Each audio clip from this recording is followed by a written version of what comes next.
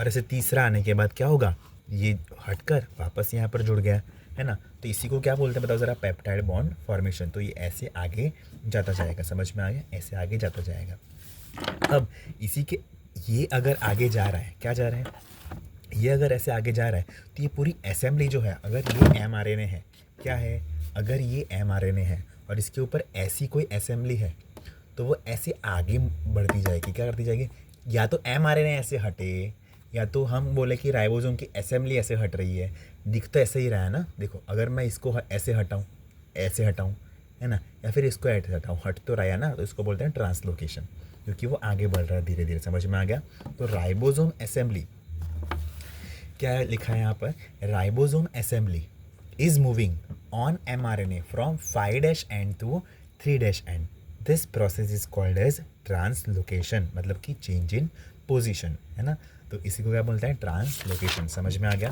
तो अब यहाँ पर देखो, हमने देखे सबसे पहले ट्रांसलेशन के अंदर इनिशिएशन देखा, है ना, उसके बाद हमने देखा इलोंगेशन, इलोंगेशन के अंदर सबसे पहले कोडॉन रिकॉग्निशन, फिर पेप्टाइड बॉन्ड फॉर्मेशन, और उसके बाद ट्रांसलोकेशन। ट्रांसलोकेशन मतलब राइबोसोम जो है, राइबोसोम असेंबली से, I am so sorry, ribosome assembly का ऐसे आगे बढ़ना, उसको क्या बोलते हैं, ट्रांसलोकेशन। अब हम देखेंगे टर्मिनेशन ऑफ ट्रांसलोकेशन, कि भाई टर्मिनेशन ऑफ ट्रांसलोकेशन नहीं, सिर्फ टर्मिनेशन। तो टर्मिनेशन मतलब क्या होना, यहाँ पर स्टॉप कोडॉन का आना। अगर UAA, UGA एंड UAG, इन तीनों में से कोई एक अगर आ जाए तो क्या हो गए, ये तीनों क्या है, सबसे पहले ये बताया आपको, ये तीनों हैं स्टॉप कोडॉन, है ना। इसको याद रखने की हमारे एक मराठी मैम थी, तो उन्होंने एक ट्रिक बताई थी कि UAA मतलब उषा आली आली, उषा गेली आली, उषा आली गेली, उषा आली आली, उषा गेली आली, उषा आली गेली, है ना। तो ऐसे याद रख सकते हैं इसको, और यही है स्टॉप कोडॉन। तो अगर किसी mRNA के ऊपर क्या हो गया, अगर किसी mRNA के ऊपर कोई ये वाले कोडॉन अगर आ रहे हैं तो मतलब वहाँ पर क्या हो जाएगा, टर्मिनेशन ऑफ ट्रांसलेशन, है ना। तो ट्रांसलेशन क्या हो जाएगा, टर्मिनेट, मतलब कि यहाँ पर कोई भी अमीनो एसिड आएगा नहीं, क्योंकि कोई भी ये स्टॉप कोडॉन जो होते हैं वो किसी अमीनो एसिड को कोड नहीं करते, तो कुछ आएगा ही नहीं। तो देखो यहाँ पर ये पूरी चेन बन गई, ऐसे किसकी चेन बन गई, अमीनो एसिड की चेन बन गई, पेप्टाइड बॉन्ड बना दिया, तो उसको क्या बोलेंगे, प्रोटीन, क्या बोलेंगे, प्रोटीन। तो प्रोटीन अगर यहाँ पर बन गया और यहाँ पे लिखा है UAA, तो UAA मतलब क्या है, स्टॉप कोडॉन है। अब stop codon do not code for any amino acid, तो यहाँ पर आ जाएगा रिलीजिंग फैक्टर, कि अब सब क्या हो जाएगा, राइबोसोम असेंबली पूरी क्या हो जाएगी, तहस नहस हो जाएगी, क्या हो जाएगी, तहस नहस। यहाँ पर प्रोटीन निकल कर अलग भाग जाएगा, यहाँ पर क्या हो जाएगा, लार्जर सब यूनिट अलग भाग जाएगा, यहाँ पर स्मॉलर सब यूनिट अलग भाग जाएगा, यहाँ पर tRNA अलग भाग जाएगा, और सिर्फ लास्ट में बचेगा क्या, mRNA। तो इसको बोलते हैं टर्मिनेशन ऑफ ट्रांसलेशन।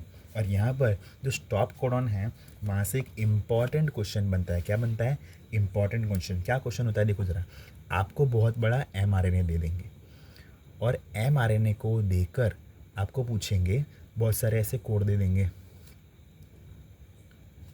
बाद में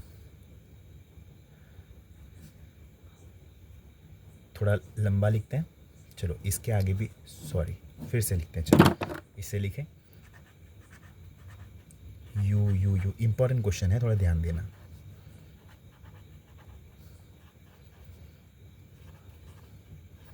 अब देखो यहाँ पर क्वेश्चन क्या पूछेंगे ये लोग, कि इसमें कितने अमीनो एसिड होंगे।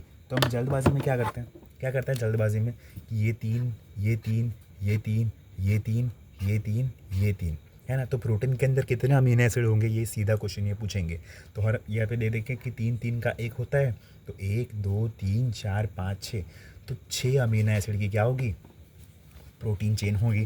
पर ये क्या है, 6, गलत, ये आंसर आएगा नहीं, क्योंकि यहाँ पर से शुरू अगर होगा तो 1 2 3, और यहाँ पर क्या है बच्चों, UAA, उषा आली आली, मतलब कि ये क्या है, स्टॉप कोडॉन। तो यहाँ पर कोई अमीनो एसिड आएगा नहीं। तो हमारी जो प्रोटीन की चेन है वो सिर्फ और सिर्फ कितने अमीनो एसिड की, 3 अमीनो एसिड की होगी। तो ऐसा भी सवाल बनता है ना। तो ये आपको मैंने क्वेश्चन बता दिया कोडॉन वाले से।